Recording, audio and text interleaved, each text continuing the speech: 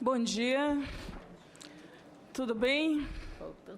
Para as pessoas que eu não encontrei ainda, que eu não conheço, que ainda não dialogamos, meu nome é Vilma Reis, sempre me apresento assim, com nome e sobrenome, pois nós aprendemos com esta digna senhora, chamada Lélia Gonzalez, que hoje, para nossa felicidade, desde 2 semanas atrás, dá nome à sede das Nações Unidas aqui em Brasília. Nós aprendemos com Lélia que numa sociedade violentamente, covardemente, racista, misógina, homofóbica, lesbofóbica, uma sociedade como esta, onde as pessoas se sentem melhores do que a outras por conta do seu pertencimento religioso ou do seu pertencimento territorial, numa sociedade assim, mulheres parecidas conosco, as mulheres que hoje compõem essa mesa, precisamos ter nome e sobrenome, senão racismo, bota o nome que quiser na gente. Portanto, viva Lélia, viva Beatriz Nascimento e viva a Marcha de Mulheres Negras, que ontem tomou Brasília. Senadora Regina Souza, é um prazer estar aqui nesta bancada, nesta mesa, com mulheres poderosas, como a doutora Dora Bertulho, procuradora-chefa da Fundação Cultural Palmares, com a companheira Regina Terra, né? Sônia Terra, companheira que foi a primeira de muitas de nós a dirigir uma política de cultura no estado do Piauí, e que a gente muito se orgulha, companheira, porque nós sabemos que não foi fácil e não é fácil para nenhuma de nós que estamos na gestão. E nós saudamos a senadora Regina Souza e a companheira Cláudia Vieira por tudo que nós enfrentamos nesse país, não só para construir a marcha, para os outros caminhos que virão pós-marcha. Eu começo aqui também saudando outras autoridades que estão aqui nesse plenário da Comissão de Direitos Humanos, nessa sessão, a situação das mulheres negras aqui no Senado Federal. Começo saudando a Ialorixá Valnísia de Airá, que está aqui entre nós. Por favor, façam um sinal, né? Mãe de santo, minha mãe, mãe do terreiro do Cobre, na Bahia, e uma liderança da caminhada dos terreiros do Engenho Velho da Federação, o nosso solo sagrado de existência nesse país. E nós saudamos a presença desta Ialorixá e também a presença de mãe Jacira, aqui, né? Também uma autoridade religiosa que para a gente muito nos custa. E nós sabemos o real significado da presença dessas mulheres aqui. Nós saudamos aqui a presença da companheira Lindinalva de Paula, da Rede de Mulheres Negras da Bahia, né? Saudamos aqui a presença da nossa companheira da Rede de Mulheres, do Movimento de Mulheres Negras na Bahia, ex-ouvidora-geral, que eu tenho orgulho de estar aqui substituindo a companheira Tânia Palma, né? Nós somos e fomos, né, ouvidoras externas, fomos eleitas pela sociedade civil, e aqui, dessa forma, eu saúdo aqui a presença de a gente parece que nunca viu, mas existe, né? Tem aqui entre nós uma doutora em matemática, a doutora Eliane Costa, minha irmã, que está lá em São Paulo, revolucionando por dentro da universidade, por favor, né? Doutora em matemática, a gente gosta demais. Essas mulheres, a gente tem orgulho de dizer, deputada Moema Gramacho, elas são todas da Bahia, assim, né? Todas da Bahia. Somos todas da Bahia. E a gente vem, viu, delegada Vilma Alves, a senhora que vem lá do Piauí, da terra da companheira aqui, da companheira Sônia Terra. É importante a gente dizer que esse Nordeste, tem mais aqui, tem a companheira ali de Sergipe, né?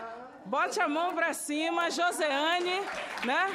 E nós vimos com essa energia. A gente quer aqui saudar também a presença das mulheres aguerridas da de Feira de Santana que vieram para a marcha. A companheira Karine Damasceno, aqui entre nós, por favor, faça sinal. Jovem, feminista, aguerrida. Queremos aqui saudar a presença dessa que é coordenadora dessa rede na Bahia e que impulsiona a rede de mulheres no Nordeste, que é a companheira Sueli Santos, né?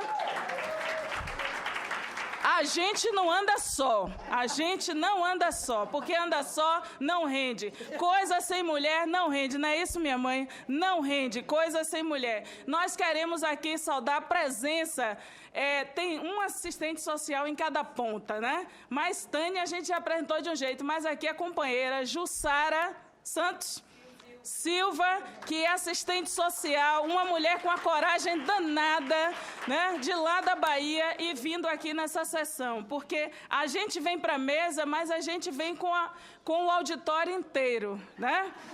E é importante. E a companheira Gildete, que está aqui conosco também, Movimento de Mulheres da Bahia. E nós viemos em peso mesmo para essa sessão, senadora, porque nós temos muitas coisas a dizer. E a gente aqui saúda a presença das mulheres de Lauro de Freitas a partir da presença da sua ex-prefeita, né, por 2 mandatos e hoje deputada federal, que muito nos honrou ontem com a sua presença no carro, falando dentro da marcha, a companheira Moema Gramacho, né? Que é importante a gente dividir a mesa, porque poder sozinho não é poder, né?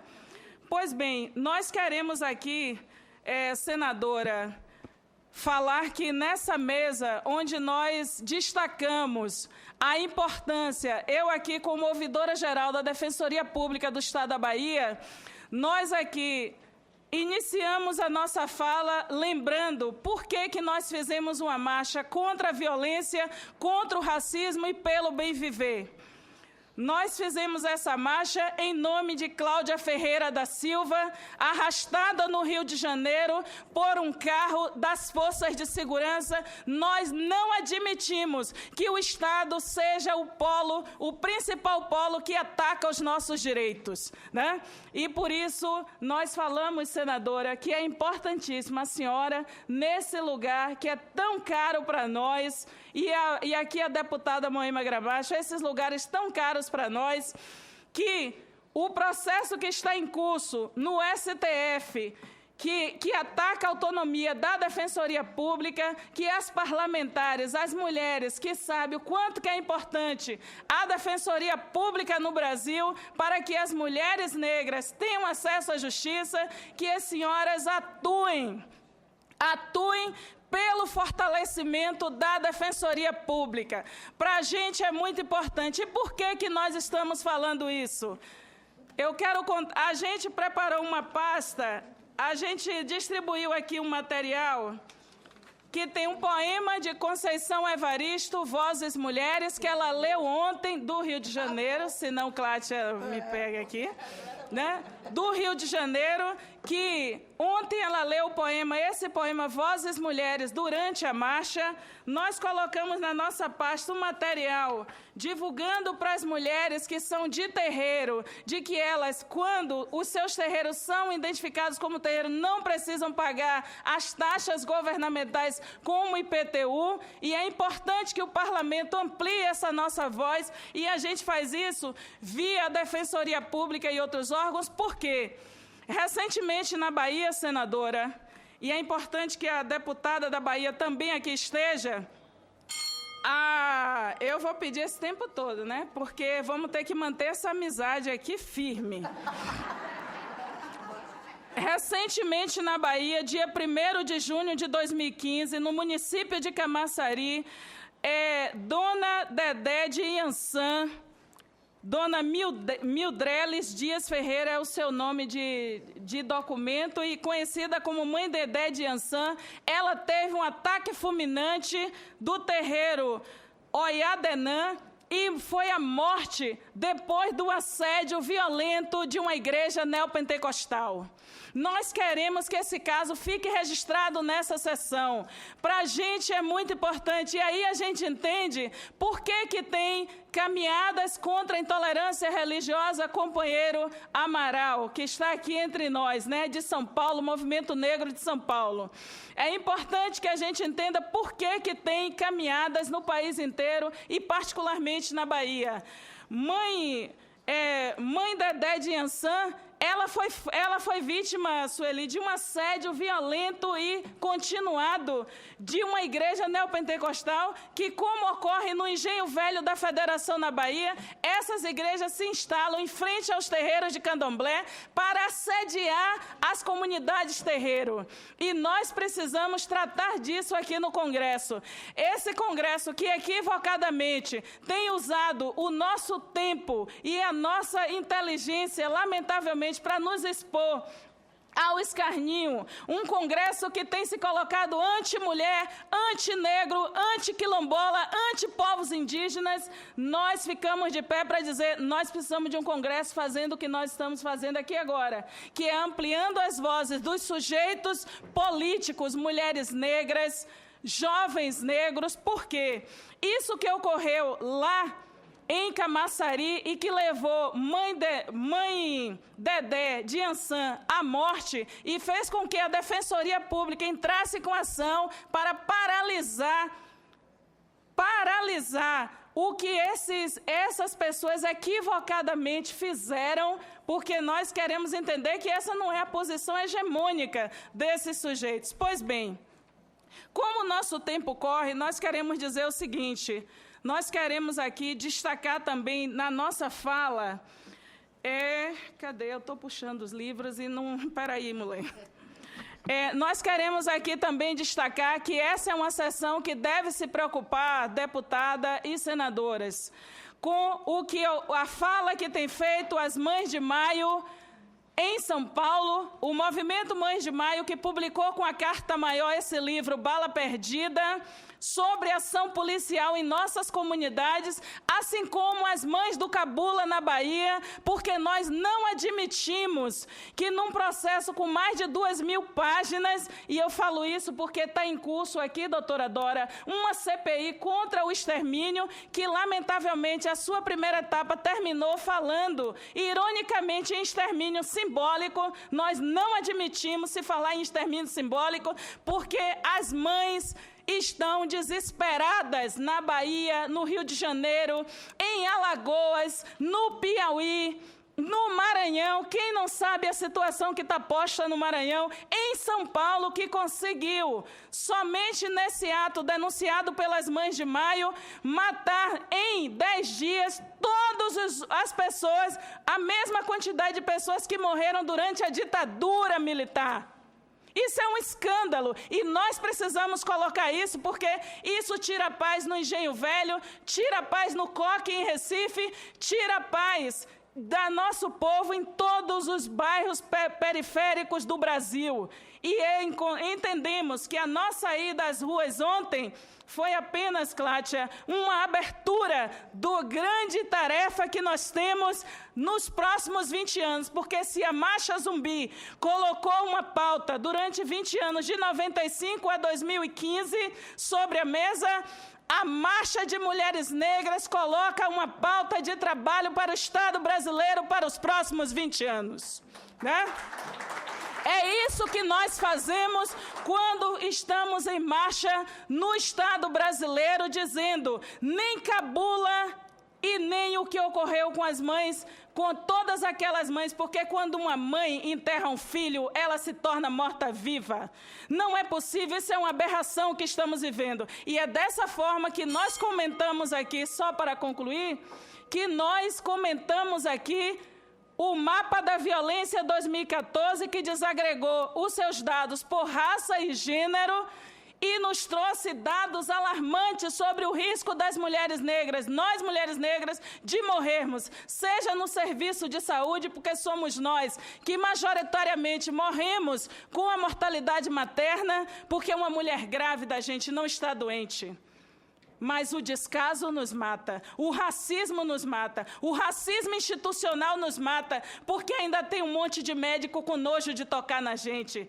Tem ainda um conjunto de psicólogos que acha que racismo não causa depressão. Racismo causa depressão, sim, porque quando você liga uma televisão no Brasil e você não se vê, quando você imagine a campanha de aleitamento materno na Bahia, se escolhe uma cantora que é bem nada parecida com a gente. Poxa, tanta cantora negra na Bahia, já que tem que botar cantora, escolha uma parecida com a gente e escolha outra para dizer mesmo, né, que a sociedade é democrática. Então,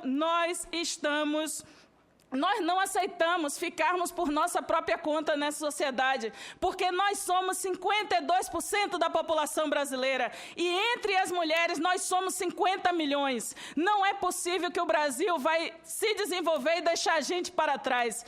Nas 50 maiores empresas públicas e de capital misto do Brasil, é uma vergonha, não tem mulheres negras no campo da gerência e das diretorias. Nós pedimos às senadoras da República e às deputadas no Congresso Nacional que se rebelem, que a gente possa trabalhar com um projeto de equidade em gênero dentro da pasta da ministra Nilma Lino, junto com a secretária nacional Eleonora Menecute e o secretário nacional de Igualdade Racial Ronaldo Barros, para que a gente reverta essa situação. É por isso que nós saímos em marcha. Não vamos admitir uma televisão cuja única forma da gente aparecer são nos programas de aberração, vespertino, de criminalização da nossa imagem. Isso não é comunicação, não é produção de conteúdo de comunicação. Isso é violação de direitos humanos. E que essa comissão se levante,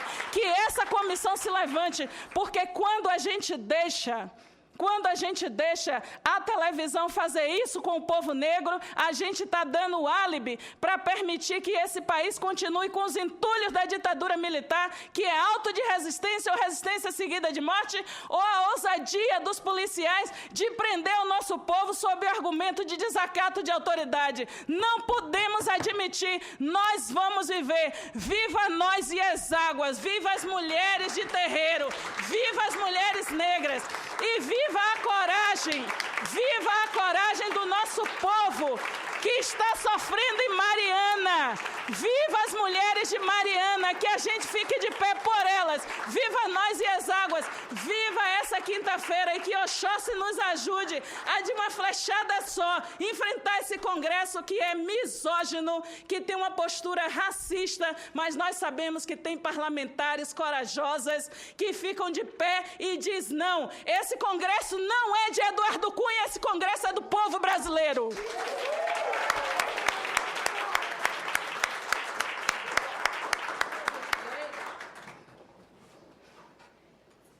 Deus é mais.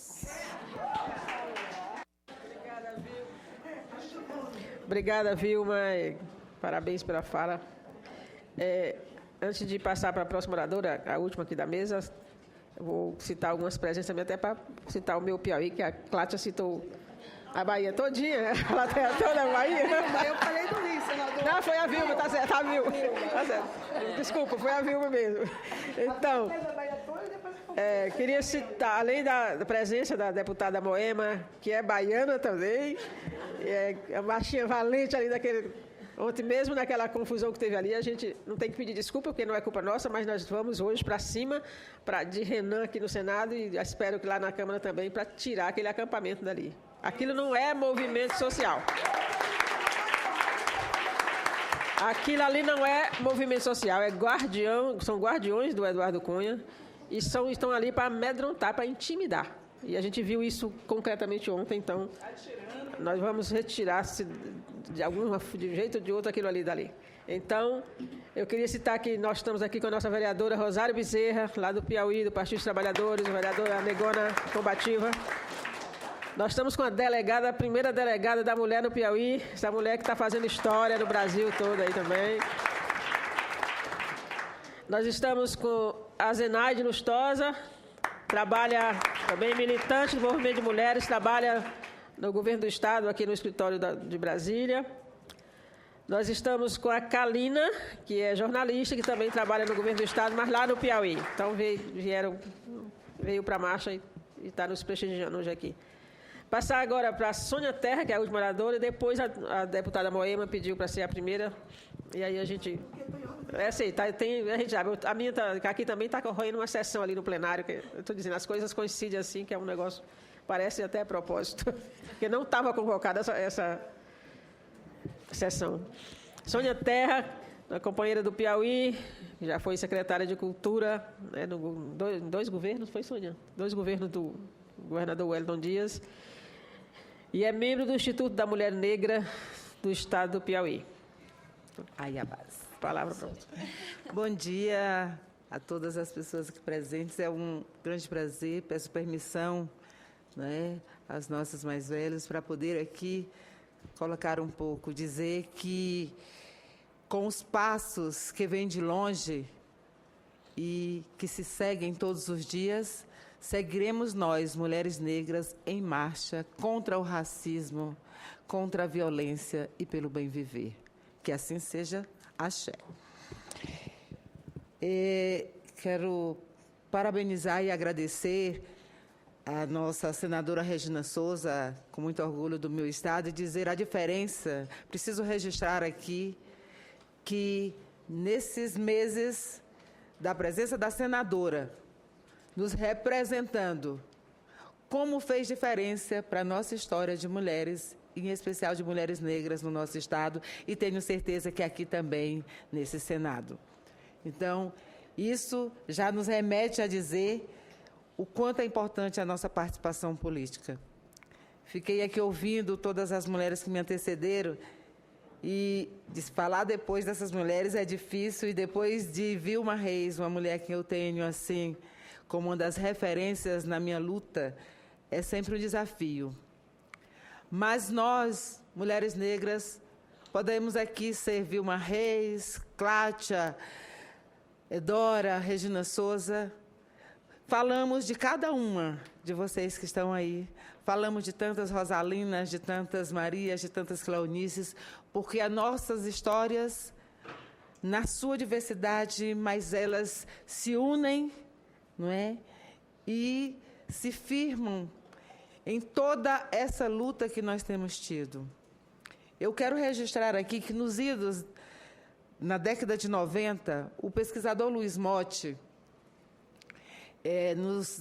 no Arquivo Público do Estado do Piauí, fazendo suas pesquisas, ele nos trouxe à tona, e aí eu digo isso ao nosso Piauí em especial, a história de uma mulher negra escravizada, Esperança Garcia, que em 6 de setembro de 1770, sendo ela uma mulher que tinha sido alfabetizada pelos padres jesuítas, ela aprendeu, então, a escrever e a ler, e ela resolveu denunciar os maltratos que ela sofria. Naquele momento, naquela época, isso para nós se constituía, e constitui até hoje, como um ato de rebeldia, como de ousadia, de resistência. Ela dizia na carta que não aguentava mais os maltratos, não aguentava mais ser saco de pancadas, e que ela e as companheiras dela não aguentavam mais aquilo e queria providências do governador da província. Esperança Garcia se tornou para nós, no Piauí, um ícone dessa resistência da mulher negra, do povo negro. Hoje a gente comemora lá o Dia Estadual da Consciência Negra. Mas quando eu trago Esperança Garcia aqui, eu trago para dizer que quando ela denunciava os maltratos que ela sofria com seus filhos, ela denunciava também das suas companheiras. E é essa a luta que nos irmana como mulheres negras. Como Vilma Reis bem colocou aqui, nós não estamos sozinhas. A nossa luta, ela é coletiva. E é por esse coletivo que nós não aguentamos e não admitimos mais, em pleno século XXI, ter as nossas mulheres nos quilombos, não tendo acesso à saúde pública. E ao chegarem, quando, por muitos meses depois de uma consulta marcada, ter acesso a um consultório, a um posto, os médicos não lhes olharem na cara, não lhes tocarem porque são depoimentos que eu escuto todos os dias das nossas irmãs quilombolas. Eles têm nojo da gente. E isso dói em cada uma de nós. E se não doer na gente, não terá significado seguirmos na luta. São essas mulheres que também, ao chegarem nas maternidades, continuam morrendo, porque se tiver anestesia vai para a mulher branca, porque dizem que nós, mulheres negras, suportamos a dor de uma forma mais forte. E as nossas crianças também são sequeladas, porque não lhe foi dado o atendimento na hora devida. O mapa da violência, que nós muitas já citamos aqui, continua apontando, não é, o feminicídio atingindo muito mais as mulheres negras. Em Teresina, a capital do meu estado, de 2003 a 2013, por este mesmo mapa, é possível constatar que houve um aumento não de 19,5%, como foi, não é, das mulheres no país, mas de 84%. É muito grave, do qual essa maioria somos nós, mulheres negras. Então, o desafio, quando a gente vem a esta casa, senadora Regina Souza, é dizer que nós, que sustentamos este país e que seguimos na invisibilidade, aí eu sou jornalista e sei o quanto a invisibilidade nos dói, quanto o racismo nos mata, dizer que não é possível mais seguirmos fazendo uma marcha que reuniu mais de 30 mil mulheres e a imprensa brasileira não dar a repercussão devida, não colocar pelo qual nós estávamos ali marchando e seguiremos. A visibilidade foi dada para as balas que nos desestruturaram, ou pelo menos tentaram. Então, essa mídia que nós não queremos mais. E aí o governo precisa intervir, porque é concessão pública. E não dá para se permitir trabalhando com uma mídia que ignora, que desrespeita a maioria da população brasileira e nós, mulheres negras, de uma forma cruel. Nós morremos todo dia quando somos vítimas do racismo. Esses dias, a vereadora Rosário Bezerra, que está aqui, fez uma sessão solene pelo Dia da Consciência Negra, e eu dizia o quanto o racismo mata o nosso direito de ir e vir, quanto nos tira a alegria, embora nós sejamos, por natureza, mulheres fortes, alegres, resilientes. Mas ele dói. Eu sofri na pele, enquanto eu fui sempre, Vilma Reis, Clátia, Dora, e todas que aqui estão. A militante que bradava, que denunciava o racismo, eu ainda tinha um acesso muito melhor à imprensa, eu era a Soninha querida. Mas quando eu assumi um cargo que não era para mim, que era um cargo que foi dito, inclusive, em artigos de um jornal, o governador não privilegiou os nórdicos piauienses que produziam mais e citou nomes. Nós temos isso escrito, infelizmente, numa mancha que dói, porque quando a gente fala nessas questões, os nórdicos que produziam mais, e foram citados esses nomes.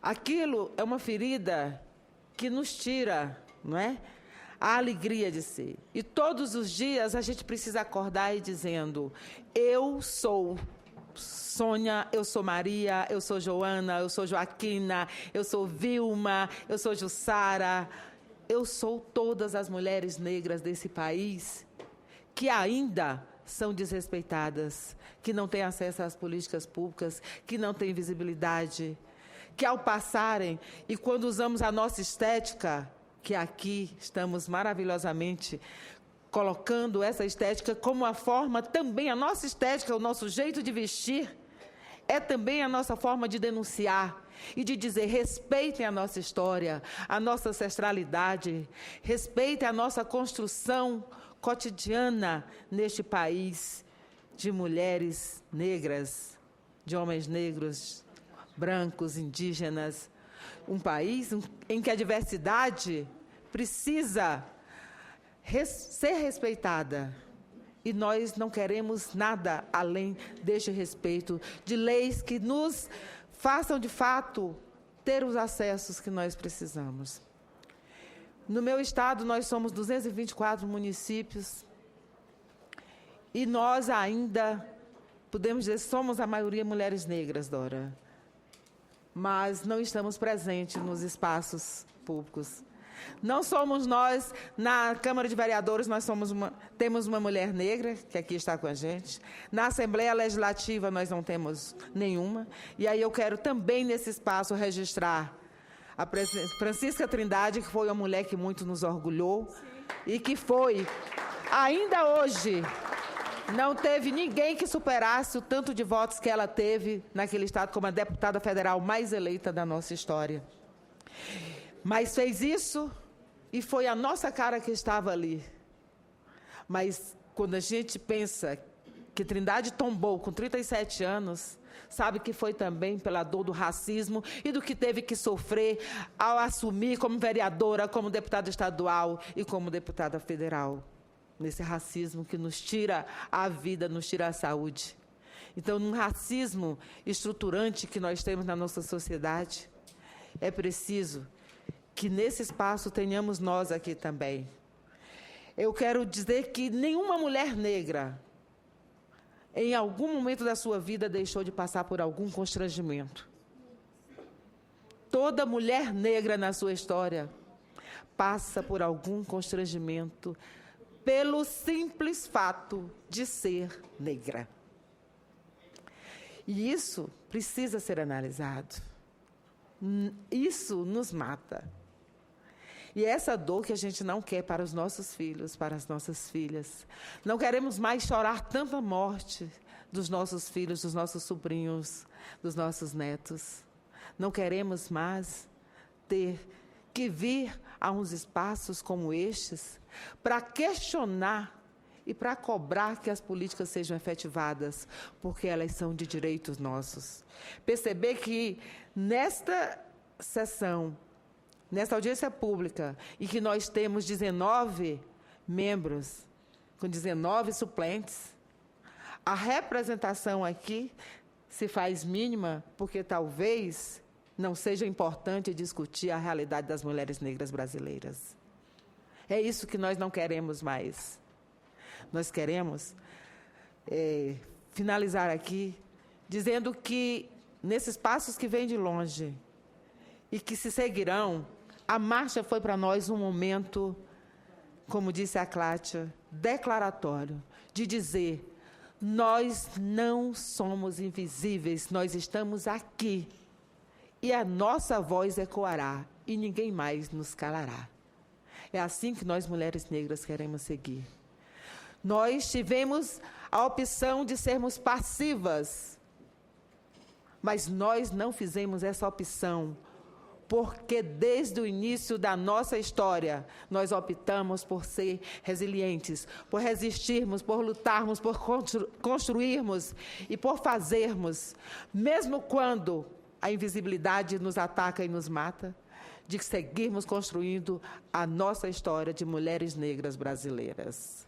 Negra de alma preta, sim, negra de alma preta sou, negra assumida, negra atrevida, sem patrão e sem senhor. Sigamos em marcha, sigamos livres das amarras.